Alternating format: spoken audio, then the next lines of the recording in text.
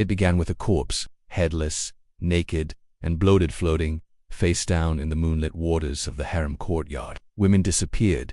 Screams went unheard, and all of it circled around one man. The palace guards who found it dared not speak a word. By morning, the body had vanished.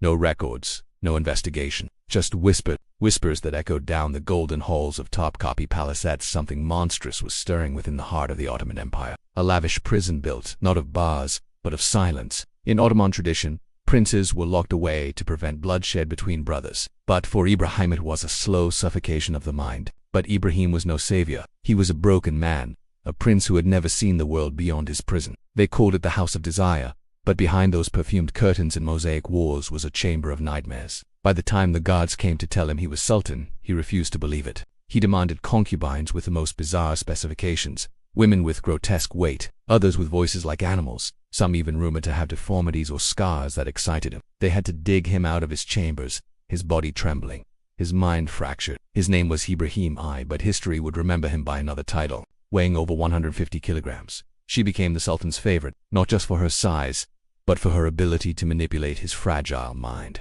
Soon she wasn't just sharing his bed, she was whispering in his ear, dictating orders, and guiding Ibrahim the Mad. But even she could not control the beast that would soon awaken within her son. When Sultan Murad IV died in 1640, the throne passed to his younger brother Ibrahim, one of the few remaining male members of the Ottoman dynasty. For nearly 2 decades, Ibrahim had lived inside the cave-star golden cage. Each one was subject to a horrific ritual before entering the harem. Stripped, bathed in animal blood, perfumed with musk and opium, and dressed in silk that barely covered their trembling skin. No sunlight, no freedom, just rumors of executions and the constant fear that he'd be next. She remembered the weeks of transport in a sealed carriage, but what she could never forget was the moment they entered the palace gates and her name was erased. He ascended the throne like a ghost. Behind every curtain, a spy. Behind every smile, a dagger. Outside, the wind howled like wolves. Inside, the golden cage closed tighter. He believed the harem was cursed, that jinns possessed certain women. He brought in sorcerers, alchemists, witches, demanding they purify the palace. One such healer convinced him that his bloodline was cursed and that only by impregnating 100 women could he escape damnation. Ibrahim would visit randomly, violently, sometimes staying for days with one woman, other times ordering punishments for those who displeased him. At first, his rule was managed by his mother Keksa, a cunning and ruthless queen mother who effectively held the reins of the empire. Other nights he demanded they behave like animals, crawl, howl, snarl as he laughed manically from his jeweled throne. It began with an obsession. Ibrahim, never having known love or even human contact for years, became intoxicated with women. Not loveless, and not normal women. "I want a woman," he once said, "whose body is so heavy that for men cannot lift her." And so they brought her. Her name was Becca Pear, the sugar cube. Then came the command that shook the empire. "I want 100 wives." Before the year's over, palace officials panicked. The recruitment began. Girls were kidnapped from across the Emperor, Sakasha, Greece, the Balkans. Some were sold by their families, others snatched in the night. One such girl was Harem, a 15-year-old from the mountains of Georgia. She remembered her father being stabbed as he tried to resist the soldiers. She was no longer her. She was number 48. The harem was not a paradise. It was a cage of silk and horror. Some nights, women were ordered to perform ritual dances on mirrors, naked, painted in gold dust and animal oils. Whispers began circulating of Ibrahim keeping private chambers, where only a few ever entered, and none returned. But it was not just lust. Ibrahim was also paranoid, and so the madness deepened. As Harem lay one night on a marble floor, bruised and drugged, she whispered a prayer to a god she no longer believed in, because once you entered Ibrahim's harem, you never left alive. The days passed like centuries. Inside the Topkapi harem, time twisted, warped by fear and fever. The women were no longer human, they were ornaments, shadows, ghosts wrapped in silk. Harem, once a spirited girl from the Caucasus, now moved like a wraith between rooms. Her eyes dull, her voice silent. She noticed how certain doors were locked only from the outside, and how, each week, one woman would vanish, with no questions asked. But unlike the others, she observed, she watched the way the eunuchs patrolled the corridors, never alone, always armed. In the palace, forgetting was survival. But Harem remembered. It started with a sound. One night, while lying motionless on her cold bedding, she heard it, a muffled sob, coming not from another bed, but from within the wall. A low cry, rasped and broken, like fingernails against stone. She sat up, heart pounding. Others believed it was a punishment for betrayal, the women who dared resist the sultan's sick pleasures. But when she told another concubine, the girl only hissed back, "Silence, or you'll be next." 3 days later, that same girl disappeared. The whispers returned. Some said Ibrahim buried women alive behind the walls, their screams trapped forever in the stone. Whatever the truth was, one thing was certain. One was skinned alive, another tossed from the palace balcony. Harem gagged as she forced herself to chew, blood dripping down her chin. This was not a harem. This was a tomb. Ibrahim's madness deepened with every passing week. He no longer sought pleasure, he demanded submission. One morning, he ordered every concubine to gather in the central courtyard, barefoot, in the snow. One by one, he placed bowls before them, filled with raw animal meat. She wore only black, her face veiled, her eyes like dying stars. Some said she was a sorceress from the east. Others whispered that she had sold her soul to the devil in exchange for eternal beauty. He flew into a rage. She is possessed, he roared. That night, she was tied to a stake in the garden and burned alive, as the other concubines were forced to watch. Eat, he commanded. Prove your loyalty. Some wept, some vomited. Others hesitated only to be dragged, screaming by the gods. The blood of innocence, the blood of love, the blood of queens. It was a feast of fear. Women were chosen at random, sometimes for their beauty, sometimes for no reason at all, and taken to the Red Room. No one ever returned. She learned which doors were fake, which walls had hollows, and above all, she learned to stay invisible, to smile when he smiled, to weep when he wept, to survive by vanishing. And then there was the fire. Once, he had served under Murad IV, and had witnessed horrors that haunted his sleep. He saw in Harem a spark he hadn't seen in years, a will to escape, to defy the madness. The location of a hidden cistern beneath the palace that led to the sea. A woman from Bosnia, beautiful, proud, foolish, made the mistake of looking into Ibrahim's eyes without bowing. The smell of charred flesh clung to Harem's nostrils for weeks. From that day on, no one looked up. But in her hand, hidden beneath his sleeve, was a shard of mirror. But the true poison behind the throne was Kara Hatton. She came from nowhere, no records, no origin. What was known, Ibrahim trusted her more than anyone. She spoke in riddles, cast incense into fires, and told him that the Ottoman bloodline had been cursed by the spirits of murdered brothers, buried sons, betrayed women, and the only way to lift the curse was blood. Not just any blood, she whispered. Soon Ibrahim began ritual sacrifices. Every full moon, the torches in the lower chamber would burn through the night. The palace reeked of perfume and decay. Harem began to dream of escape. She noticed a pattern in the guard shifts. She memorized the layout of the holes. But she couldn't do it alone. That's when she met Esk. He was an old eunuch, half blind, with scars running down his back. So he taught her. Tunnels once used by assassins, secret signals in the lamps. Others tried, he whispered, all died but you. Maybe you can make it. The night of the next ritual, Harem made her move. Draped in crimson silk, she joined the procession of concubines being led to the Red Chamber. She wasn't going to die quietly, because Harem had learned something in that palace of death, something the others had forgotten. She still had a name, and she would not leave it behind. The palace smelled of rose water and rot. Harem stood before the mirror, her face painted in crimson and gold, but beneath the paint her eyes burned with defiance. She had memorized the route, she had hidden the mirror shard in her sash, and she had said her final prayer. Tonight she would no longer be a number. Tonight she would escape. The old eunuch's hand trembled as he handed her a map drawn in blood and ash. In the dim corridors beneath the Topkapi harem, Iskandar waited.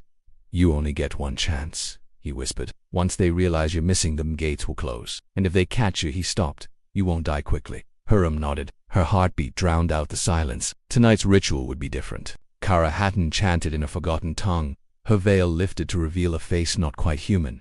Her skin pulsed. Her eyes glowed. Some said she was centuries old.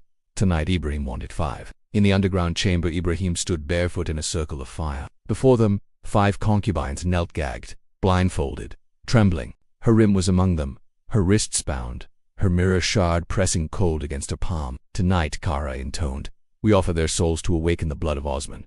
Iskandar waited at the cistern entrance, his torch flickering. Let the ancient kings rise from ash and devour the curse. The air trembled. One guard rushed forward too close. In a flash, Harem slit his throat and shoved his body into the fire. Screams erupted. Flames leapt onto the tapestries.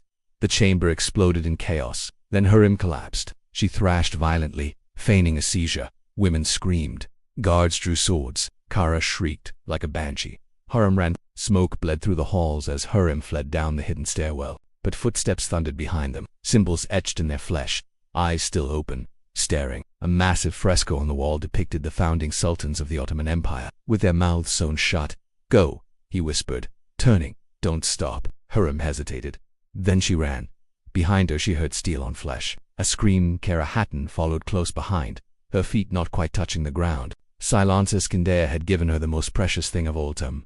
But escape was never easy. In the tunnels, Harem stumbled into a chamber she had never seen before, and what she found froze her blood. Dozens of corpses, women hung upside down, their wrists slashed, blood collected in golden basins. This was not a palace, this was a temple of death. When Kara leaned over to draw the next sigil, Harem struck. The sorceress shrieked, blood spraying across the altar. The fire surged. Ibrahim howled like a beast, falling to his knees. Then she heard them. Voices. Harem pressed herself into a shadowed alcove as Ibrahim entered, robe stained in blood, eyes glazed with mania. "They are close," Kara whispered. "The spirits. They speak through fire. Soon, you will rise as the immortal sultan." Ibrahim trembled. "How many have we offered?" 53, Kara said. "We need only 47 more. But the harem is weakening. They are afraid. They whisper rebellion." "Let them whisper," he growled. "Let them bleed." Harem clenched the mirror shard. The eunuchs, tired of blood and screams, barricaded the gates. Servants smashed jars of oil, setting wings of the harem ablaze. She couldn't run. Not yet. She had to stop them. She waited until they entered the altar chamber. She lunged from the shadows and drove the shard into Kara's neck. "Witch," he screamed. "Witch, you betray me." Kara tried to speak, but her voice cracked into black smoke. Her body collapsed, bones splintering, flesh dissolving into ash. The fire died. The chamber fell silent. But Ibrahim was not done. He rose, eyes burning with madness, and screamed, "Guards, kill them all, every woman, every eunuch, purge this place." But no guards came.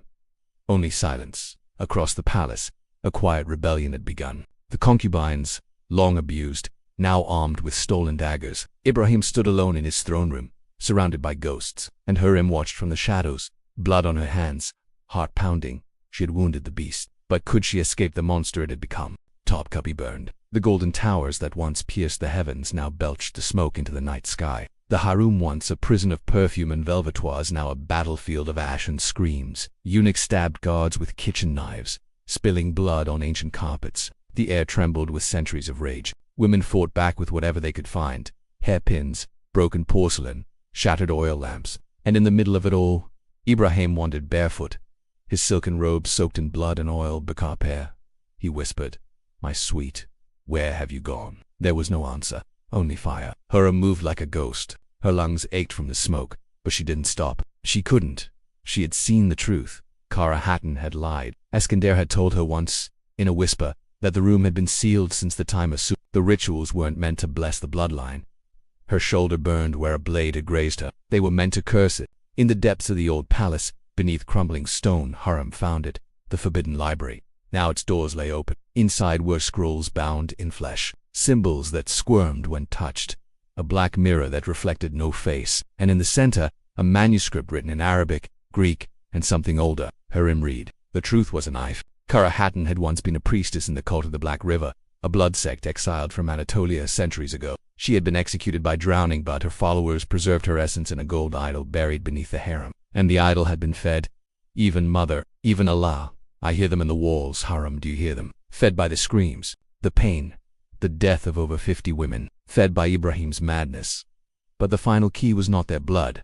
It was his. Ibrahim was never the master. He was the sacrifice. She found him in the throne room, kneeling before the shattered remains of Kara's idol, eyes glazed with tears and rage. A shadow rose from it, shaped like a woman, with no face, no voice, only hunger. "They left me," he muttered. "All of them." She stepped forward. Her hands were trembling. "Yes," she said. "I hear them." He turned slowly, his face more beast than man. "Then come, be my queen of shadows. Let us finish what she began." No one knew her name. She said nothing. Behind him, the idol pulsed with light, sickly red, like an open wound. Harem raised the black sigil, the one she had torn from Kara's throne, spoke the words written in reverse. The fire screamed. But on nights when the moon turned red, the guards swore they could still see Hera woman in a blood-stained gown, standing at the highest window of the old harem, staring at the sea. Ibrahim howled, clutching his chest, veins bursting with black eye. The idol cracked. Harem dropped the sigil. "I set you free," she whispered, "and I bury you here, every single name." The explosion rocked the palace. The throne room collapsed. The idol was consumed in flame, and Ibrahim, the Mad Sultan, the butcher of women, the puppet of darkness, was gone. They found her days later, washed ashore on the Bosphorus, half dead, wrapped in the cloak of a dead god. For weeks, the city whispered of the fire, of the ghosts, of the screams in the night, but no one dared ask questions, because in Istanbul, some truths are best left buried. Years passed. A new sultan rose. The harem was rebuilt. the walls reaped, and if you listened closely, you could hear her whisper, "I still remember." The end.